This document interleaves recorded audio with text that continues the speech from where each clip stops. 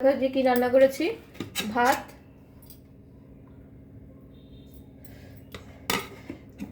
তারপর করেছি হচ্ছে লাউ শাক, এখানেও রেখেছি লাউ শাক, দুটো আলাদা করে রেখেছি।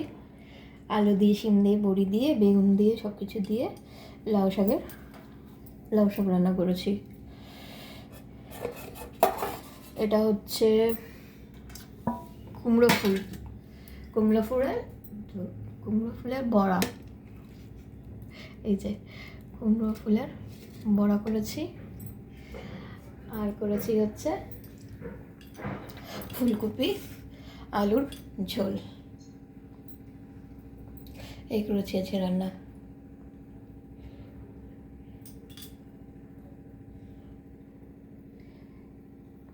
লাউ শাকটা কার কার কেমন খেতে লাগে জানিও। এর মধ্যে একটু কাঁচা দুধ, কালো জিরে বেটে দিয়ে দিলে, যারা করো জানবেই, আরও ভাল লাগবে খেতে।